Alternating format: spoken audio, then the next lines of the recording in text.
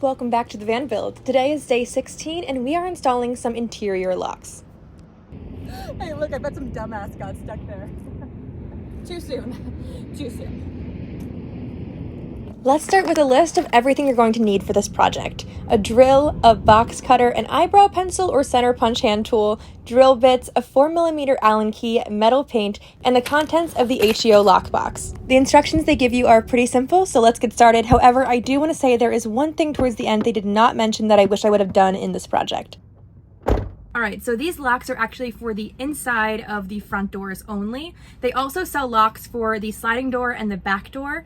However, they are exterior locks, and I have some opinions about exterior locks. I have seen one too many videos where they are just very easy to pick. They also say, hi, I have something valuable in here that I'm trying to protect.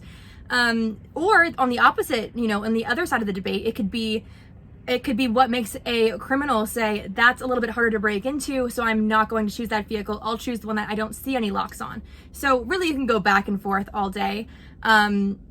So we'll see. But for the front door, I really like these HEO safe locks. I love that they're on the inside, they're hidden, and I'm excited to just feel a little bit safer in the van. I am really prioritizing safety this week after waking up surrounded by 10 cops last week. Basic van life stuff, really. So yeah, let's get to installing this. These locks are also sold for Mercedes and Fords and other vans as well, and the lock install process is pretty similar. So if anyone comes to break into your vehicle, this is what will happen. Go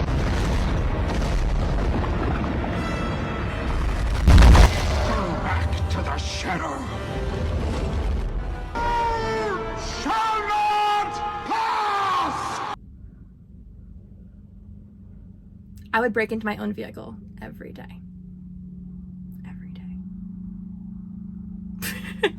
So what actually happens is if someone picks the door open from the outside, they won't be able to pick this lock as well. So maybe they'll turn to smashing the window, unfortunately, which then means they still won't be able to just reach in and use the door handle to open it. They'll have to climb through the window. However, both of these aren't really able to be locked if you're on the outside of your vehicle, unless you're going to go through a different exit. So they're really only useful if you're inside at the time, sleeping, making dinner, etc., to give you more time to react accordingly to an intruder or thief.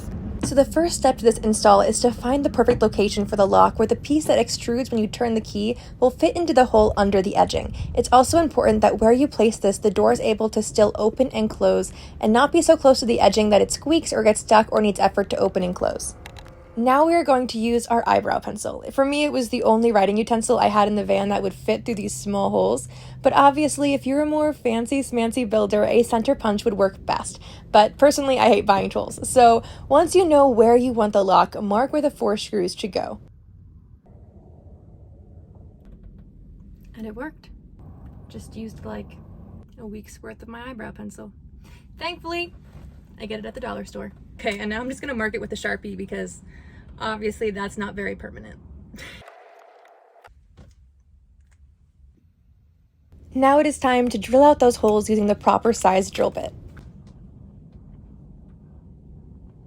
I'm nervous. I always get nervous for this part. I feel like triple checking everything even though I've already triple checked it 3 times. Like worst case scenario, what? I move it up in like an inch and try again, or a centimeter or whatever, and the world doesn't end. It's not a route to the outside, though I should make sure I don't go too far, otherwise I will go to the outside. Safety glasses. I get so nervous every time I just forget.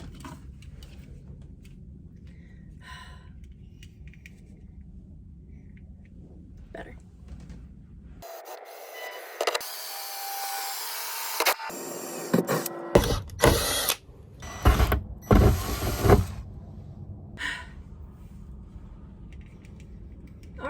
Okay. It's fine. Everything is totally fine. Yeah.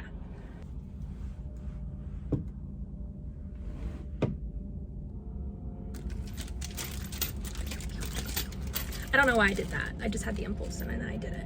So now we're going to install all 4 screws using a size 4mm Allen key. Also, I forgot to say it earlier, but after you drill the holes, you can paint them with metal paint or spray to avoid rust.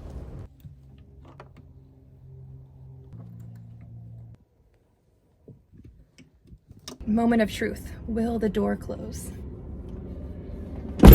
Ah! Beautiful. Now we just need to mark where the piece hits when we lock it because we need to cut out some of the rubber and the doors so it will fit into the van and actually lock. So I just turned the lock and used a Sharpie to mark the length of exactly where it touched when the doors closed. And now using the box cutter, I will cut away at the rubber where I just drew the X.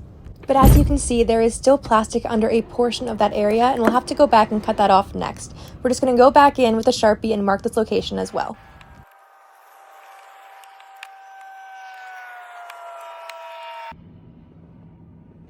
You'll know it's right when the full lock slides into the hole you made and you can lock it to test out the door. It also came with this tiny frame to make it look cleaner, but it didn't actually fit, and I watched other tutorials and Googled some things, and it didn't fit on other people's ProMasters either. But honestly, the little hole doesn't really bother me anyway, but with it on the door, it just wouldn't close. And that's it, a super simple install. All that is left is to install the second door's lock, which took me a total of 5 minutes. So this is going to be a super easy project that can really make you feel safer and actually be safer sleeping in your vehicle at night.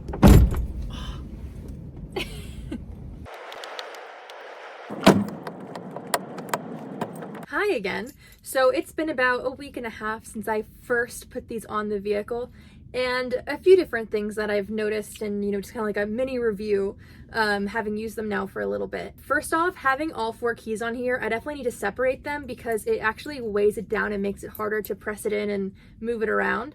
However, I'm not sure if part of that is because I actually installed them on the wrong sides. I was like, there's no right or left. You can do it either way. There is a sticker on the bottom that's yellow. It's supposed to be on the top. And I was just like, the sticker's kind of ugly. I'll put it on the bottom. No.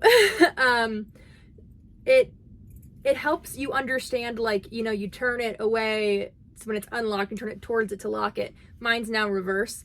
So I think that kind of also weighs in that maybe it wouldn't be as much of a problem with the weight of the key if it was properly, but they didn't say that anywhere in the instructions to put the sticker on top. So lock on that side always stays locked, so it's not a big deal because no one ever goes in and out of that door.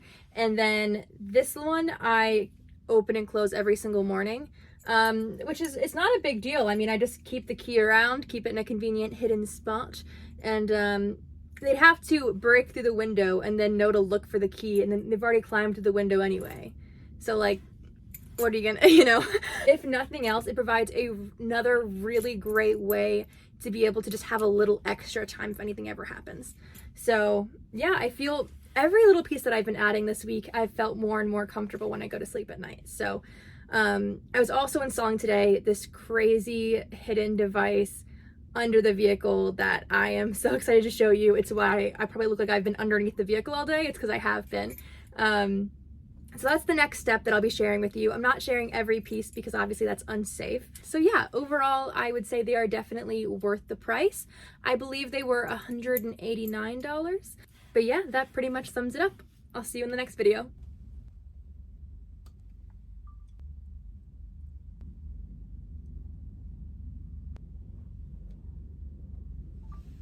And that's what it takes to get the shot.